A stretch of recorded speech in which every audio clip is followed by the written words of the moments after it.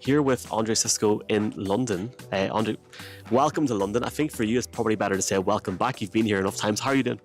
I'm doing great, man. I'm happy to be back.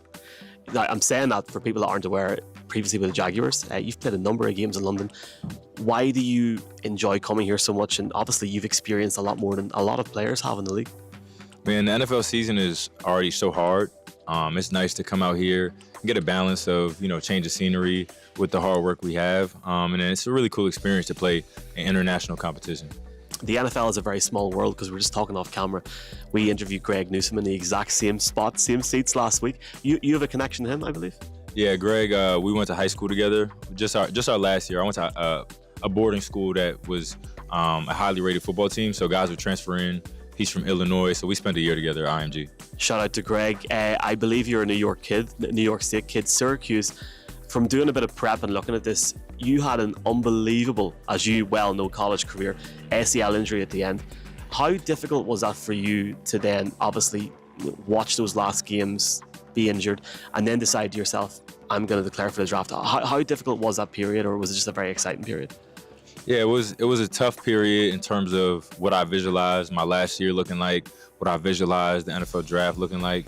And so it took a lot of, humbling and like you said, being able to have to watch my team play out there without me. But it taught me so much. And then coming into the NFL, dealing with that injury was also a great obstacle for me, and it made me a better man.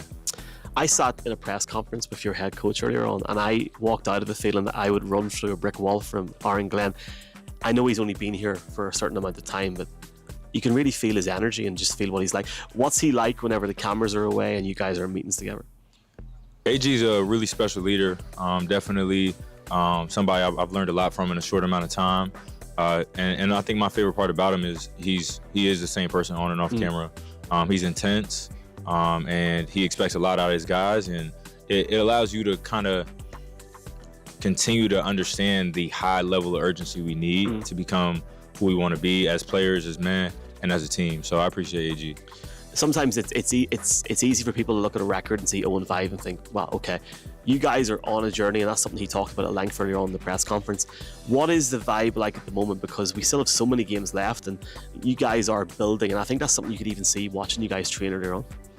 Yeah, it is true. I think the NFL in the media and the NFL in real life is two entirely different things.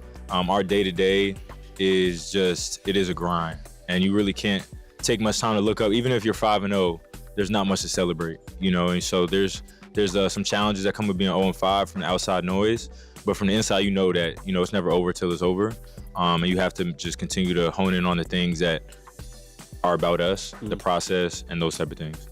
I'm asking you this because you've been over here enough times. I'd say maybe 4 or 5 if we had the count over the last few years with the Jags, now the Jets. Every year it's different in terms of when you come in, when you leave. From a personal perspective, do you like just coming in on the Friday or coming in early in the week, or are you just ready to play whenever you come in? I'm ready to play whenever. I think there's pros and cons to both. There's really no perfect way to do it. I think the only advantage you really can have is, we played 2 games back to back. That second week, you're super acclimated because you've already played, so that's the one thing I would say. But other than that, there's challenges with all the days you could leave. I'm glad you mentioned that because I remember being at that game where you done the second week. That crowd was I felt like I was standing in the US somewhere. That stadium, Tottenham especially this weekend, is special because it's unlike any stadium you really see in the States.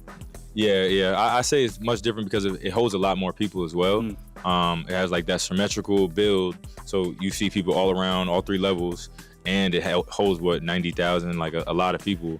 In the States, these football stadiums and the NFL usually no more than 60 to 70, so you could definitely feel the energy in there. And it's not as low down either with the crowd as well, so it is different as well. Look, Broncos coming up this week. They obviously had a big win last week against the Eagles. How are you feeling ahead of the matchup? And if I put you on the spot and asked you for one player you're looking forward to going up against this weekend, could you name one, or have you one that stands out?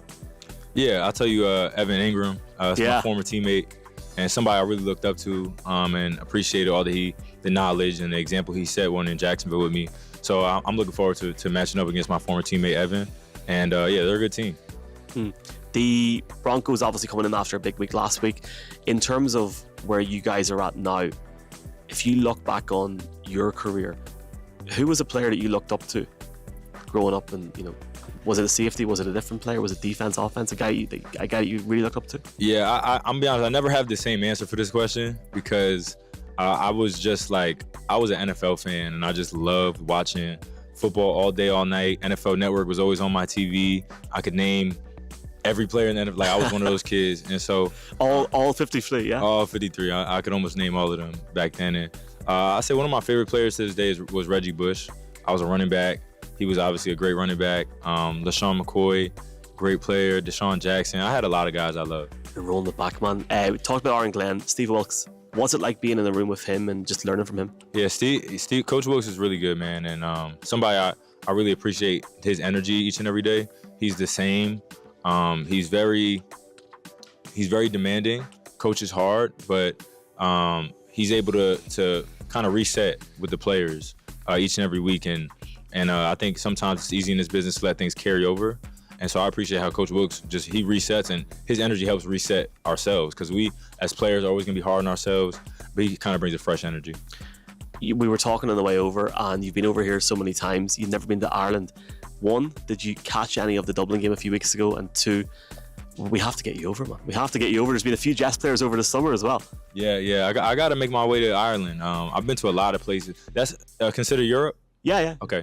So, yeah, I've been to a lot of places in Europe. Ireland's not one, so I got to make my way there. And so, yeah, like you said, I've been over here a lot of times. But, yeah, Ireland, how far, and drive, fly, how do you get there? We're a 40-minute flight away from here. Okay. So, and we are technically the first stop over, so you probably flew over Ireland to get here in the first place. Was one of those things. You'd be very welcome anytime. In Ireland, we say if somebody's good fun, they're good crack. CRAIC.